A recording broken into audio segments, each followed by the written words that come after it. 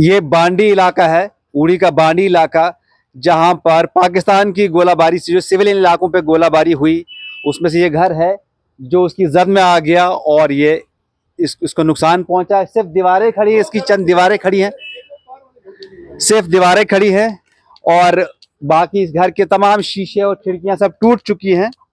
ये कई ऐसे घर हैं, तो हमें सिर्फ एक घर फिलहाल यहाँ पे है और आसपास भी एक आध घर और है जहाँ पे नुकसान हुआ, क्योंकि यहाँ पे बस्ती बहुत कम है, लोग बहुत कम रहते हैं।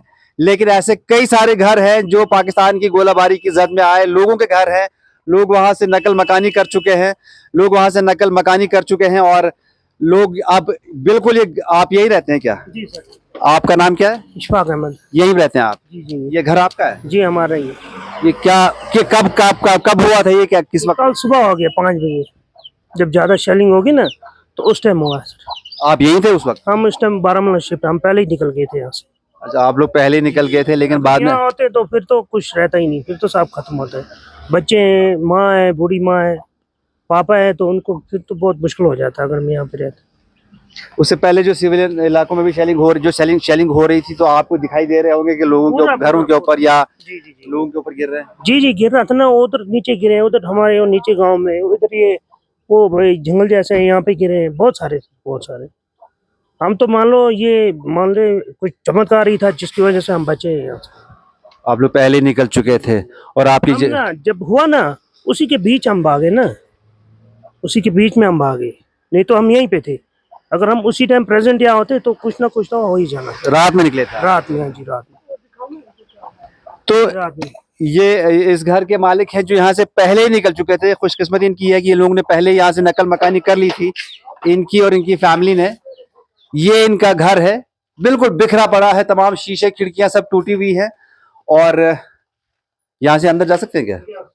इधर से रास्ता है, पीछे सामने का दरवाजा फिलहाल बंद है, लेकिन पैरों में भी शीशे आ रहे हैं, पैरों में भी हर जगह मलबा फैला हुआ है। हम इस टूटी हुई खिड़की से अंदर घुस रहे हैं, टूटी हुई खिड़की से अंदर घुस रहे हैं, और इसका हाल देखते हैं कि क्या हाल हुआ है। जो लोगों के मकानों पे, लोगों के घरों पे जो शेल्स गिरे हैं, पाकिस्तानी गोलाबारी हुई है, और लोगों में किस तरह का खौफ और दहशत अभी भी है, ये मकान ही बता रहा है कि लोग जो यहाँ पर रह रहे हैं होंगे इससे पहले, और अब जो इस मकान को देख रहे होंगे, आके देखेंगे कि किस तरह का खौफ और दहशत उनके दिलों में होगा। सामान छोड़कर भागे हैं ये लोग, फर्श वैसे का वैसे ही पड़ा हुआ है। और ये कमरा जो है, ये सामने वाला कमरा है, बिल्कुल जो है सामने पहाड़ी है जी। वो बॉर्डर एरिया है पूरा पाकिस्तान के, हाजीपीर सेक्टर है, चरुंडा साइड है। तो ये पूरा पाकिस्तान की तरफ से जो शेलिंग हुई है, ये मकान एक मकान है जो इसकी जद में आ गया है। सामान इनका ऐसे ही पड़ा हुआ है, लेकिन सब कुछ टूटा फूटा है। टीवी इनका, अलमारियां, जो भी सामान घर में है, कुछ भी सही सलामत नहीं दिख रहा है।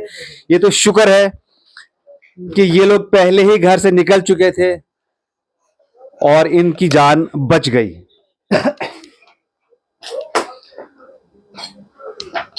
और भी कमरों का हाल देख लेते हैं, एक नजर ऊपर भी मार लेंगे कि ऊपर क्या है।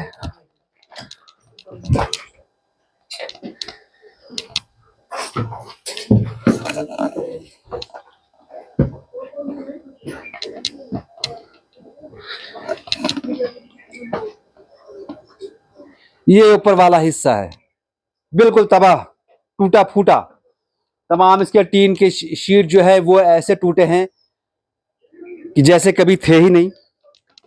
बिल्कुल सामान बिखरा पड़ा है और पूरा तहस नहस। ये एक दिखाता है खौफ और दहशत, और किस तरह से गोलीबारी हुई है और किस तरह से लोग भागे हैं, यहां से भागे होंगे। कुछ जानवर भी यहाँ मरे हुए दिखाई दे रहे हैं, शायद ये भी शेलिंग की जद में आए होंगे।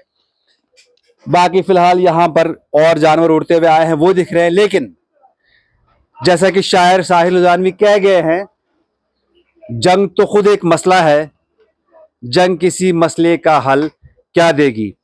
और वो शेर जो है साफ इस घर से नजर आ रहा है कि क्या वो बात थी कि जंग किसी मसले का हल क्या देगी।